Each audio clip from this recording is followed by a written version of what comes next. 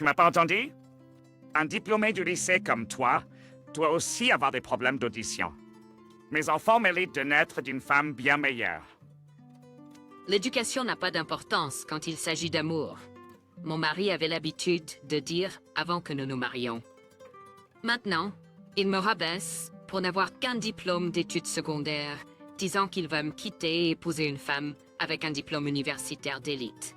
Ah, quelle tragédie de finir avec une femme peu éduquée comme toi.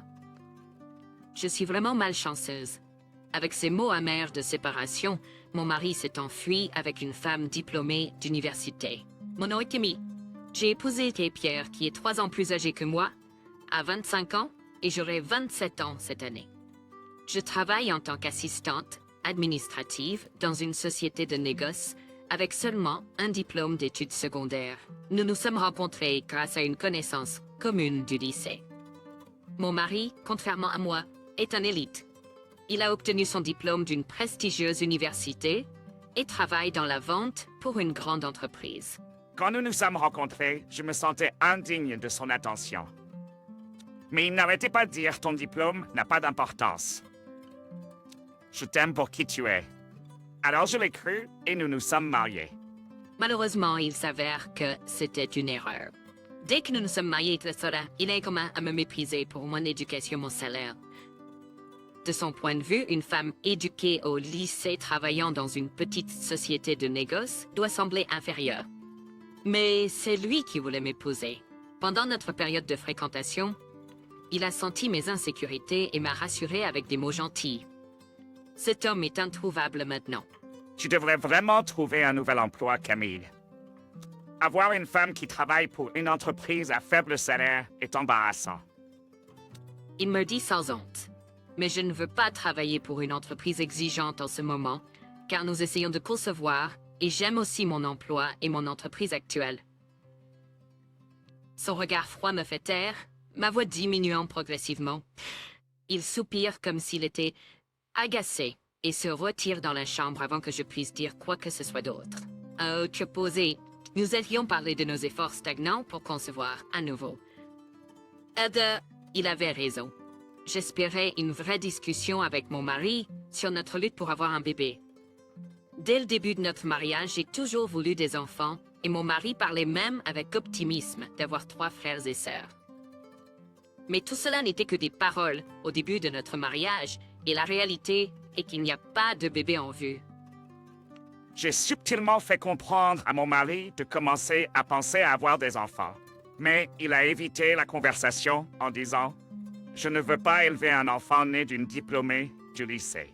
Je veux élever un enfant né d'une diplômée du lycée. » Ces paroles m'ont laissé stupéfaite et depuis lors, nous n'avons pas vraiment pu parler face à face. Le mariage était devenu une affaire solitaire. Il me rabaissait à chaque occasion, me rappelant d'être reconnaissante d'avoir été choisie par quelqu'un d'aussi élite que lui, tout en me confiant toutes les tâches ménagères. Et dernièrement, il a même arrêté de fournir suffisamment d'argent pour les dépenses quotidiennes. Apparemment, selon lui, j'étais mauvaise avec l'argent et j'avais besoin d'économiser davantage. J'avais déjà fait des économies partout où je pouvais, même en puisant dans mes économies de célibataire lorsque les choses devenaient difficiles. On pourrait penser que je voudrais divorcer maintenant, mais la peur m'en empêchait. La peur qu'il explose de colère si je le mentionnais. J'avais peur de parler de divorce, craignant la réaction violente de mon mari. En plus de cela, je ne voulais pas trahir mes parents, qui étaient si heureux de notre mariage et attendaient avec impatience la naissance de leur premier petit enfant. Alors que notre mariage se refroidissait, mon mari passait de moins en moins de temps à la maison. Rentrer à la maison le matin était devenant. S'il rentrait ivre tard le soir, il me réveillait pour lui préparer une collation. Et chaque fois qu'il rentrait tard, je sentais toujours le parfum de femme sur lui. Même sans intuition féminine, il était clair qu'il me trompait. Mais j'avais trop peur d'affronter la vérité, et je procrastinais. Puis, sans crier gare, il a dit qu'il partait. Mon véritable amour est enfin enceinte, et je vais emménager avec elle demain. Stupéfaite, j'écoutais alors qu'il poussait un soupir exagéré. « Tu m'attendais? Tu es diplômé du lycée avec des oreilles bouchées en plus?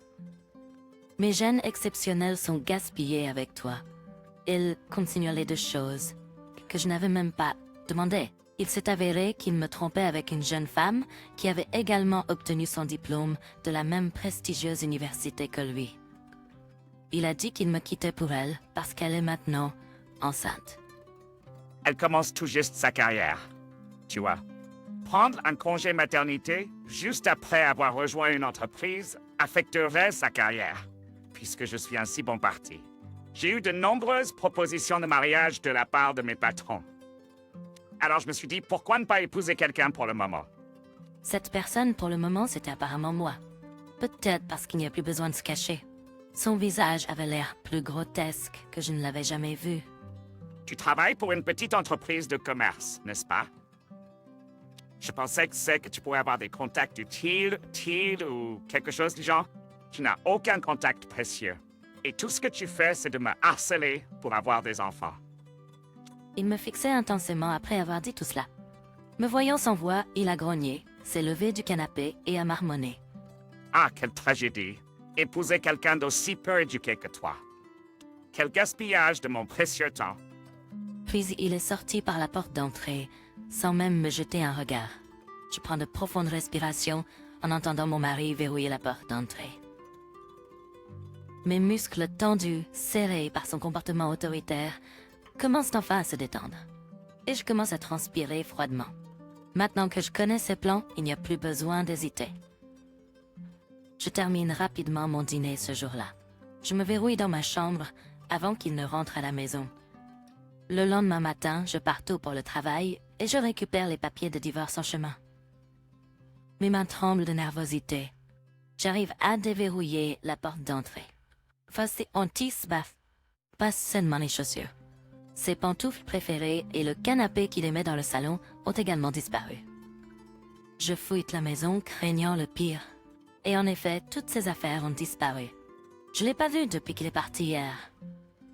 Je repère un tas de papiers négligemment posés sur la table avec une enveloppe fragile. Je parcours la note, écrite dans son écriture angulaire méticuleuse, pour trouver une demande de divorce remplie. La note dit de ne jamais le contacter, pas de job, ni ses parents. Je remplis sans émotion les blancs sur les papiers de divorce. Pas une seule larme n'est versée. Une fois terminé, je prends l'enveloppe marquée « Argent de règlement » à côté. Elle est légère, mais à l'intérieur, il y a $2000. Ça doit être destiné comme pension alimentaire pour le règlement du divorce. Bien que ce soit une somme modeste, cela peut servir de provision pour un avocat pour réclamer une pension alimentaire appropriée plus tard. J'avais prévu de rendre visite à un cabinet d'avocats pendant mon jour de congé quand mon téléphone a vibré. C'était mon gestionnaire d'appartement, me faisant savoir que je devais 2 mois de loyer. Ils avaient essayé de joindre mon mari, mais fini par m'appeler. Mes économies, déjà épuisées en couvrant nos dépenses, ne feraient pas une différence.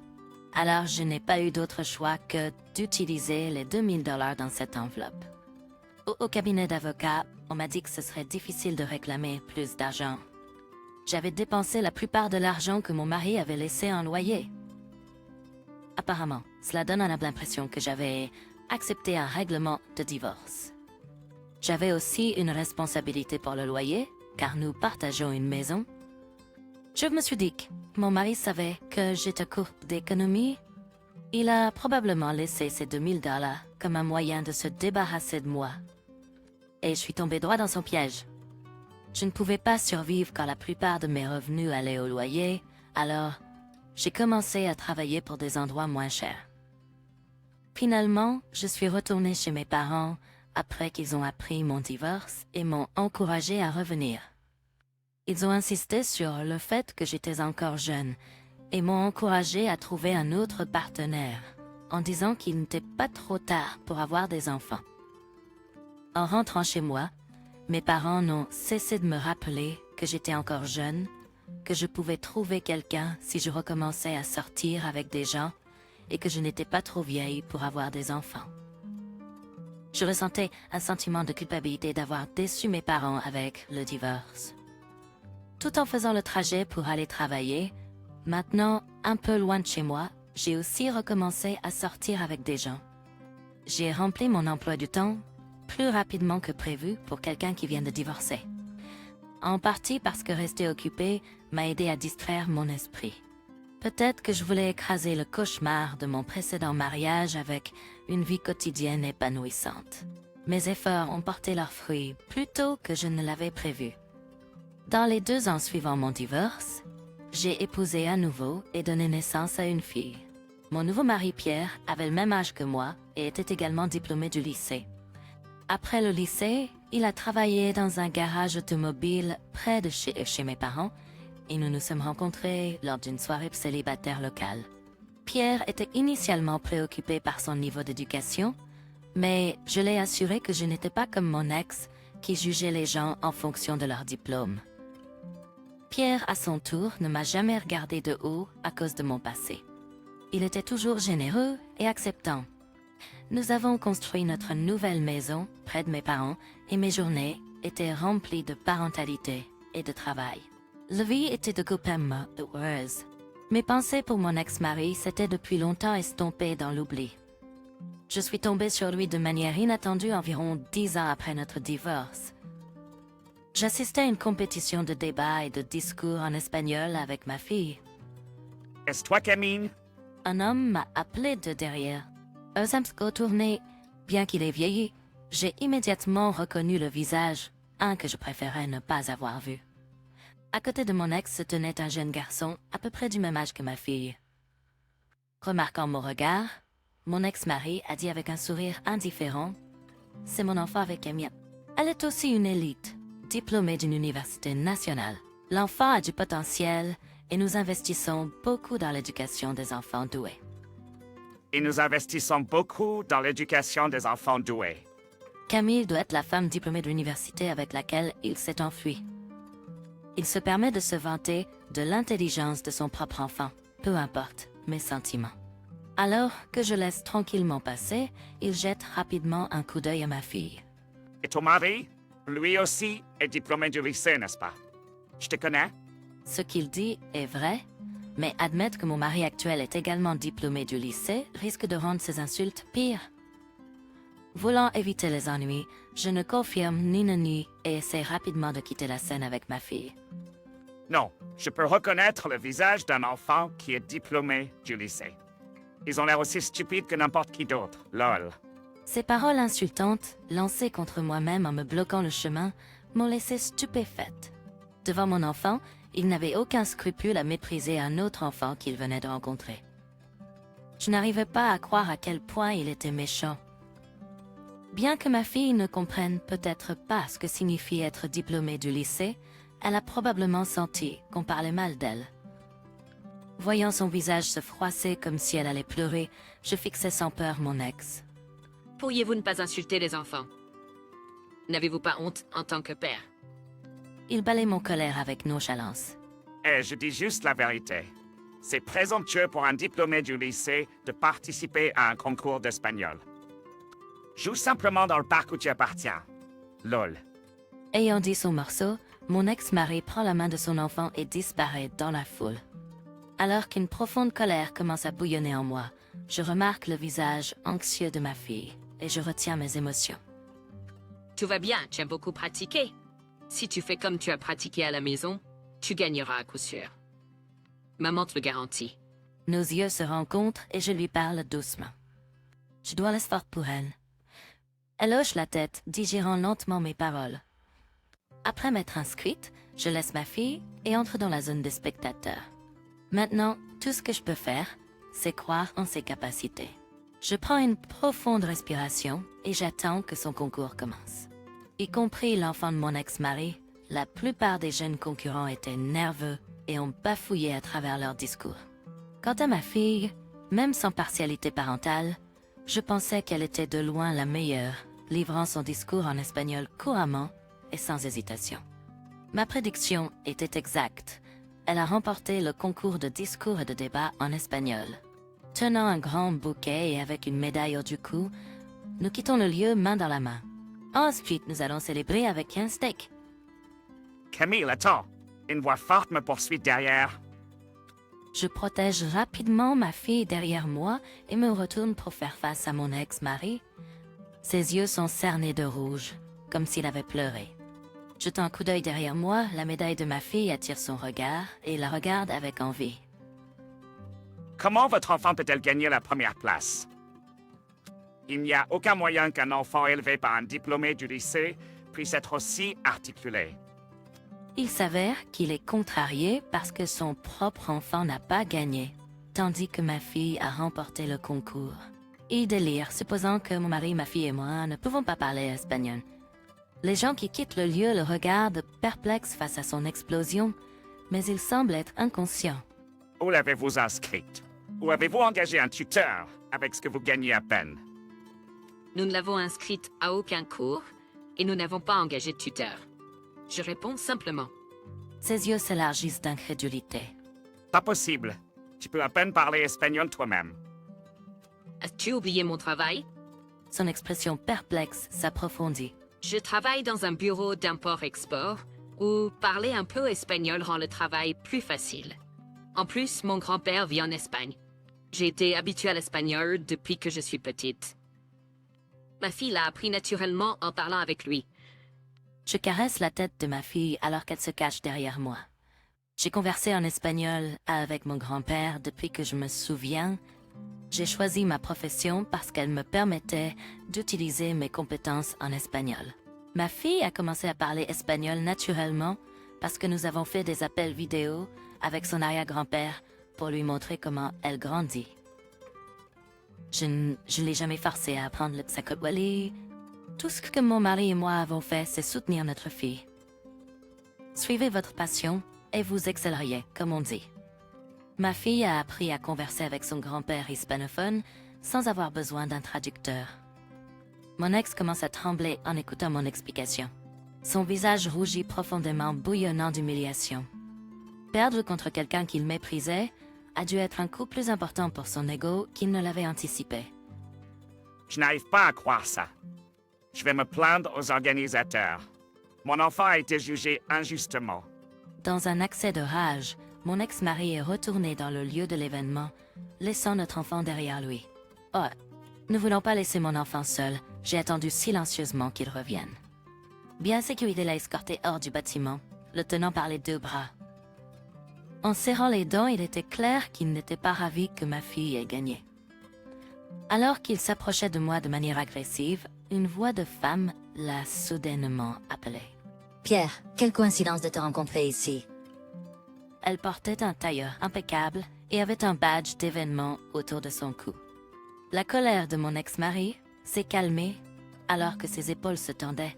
Je ne pouvais pas simplement partir, alors je suis restée là, gardant ma fille derrière moi, en regardant. Alors Pierre, t'as un enfant? J'ai entendu dire que tu étais célibataire. Cette femme à côté de toi est ta femme? Prise au dépourvu, j'ai secoué la tête avec véhémence.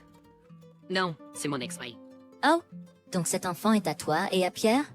Elle a regardé le garçon à côté de mon ex-mari avec son regard perçant. Non, c'est le fils de la femme qu'il a épousée après notre divorce. Ses yeux se sont illuminés. Mon ex-mari, en sueur et pâle, était clairement en détresse. Ce qui s'est passé ensuite n'a pas besoin d'explication. Sensant le chaos imminent, j'ai fait la scène. Il s'est avéré, après avoir épousé une femme diplômée d'université, qu'il avait une liaison avec une autre femme instruite impliquée dans le tournoi de débat en espagnol. Elle a rapidement réalisé qu'elle était sa maîtresse en le voyant avec un enfant. Naturellement, l'affaire a rendu furieuse sa femme, bien éduquée. Elle a pris leur enfant et est retournée chez ses parents le lendemain. Maintenant, ils se démènent pour payer la pension alimentaire pour enfants, l'alimentation pour le divorce et les prêts d'éducation. La nouvelle s'est répandue dans son bureau sur la façon dont il avait enchaîné les rendez-vous avec des femmes en fonction de leur niveau d'éducation, le forçant à démissionner. Quant à ma fille, elle a participé plus tard au concours national de discours en espagnol. Bien qu'elle n'ait pas gagné, ses compétences linguistiques presque natives ont attiré beaucoup d'attention. Et son intérêt pour l'espagnol n'a fait que grandir. Avec le soutien de mon mari actuel, j'ai quitté mon emploi de longue date dans une société de négoce. Maintenant, j'enseigne l'espagnol depuis chez moi et j'aide mon grand-père à traduire des romans.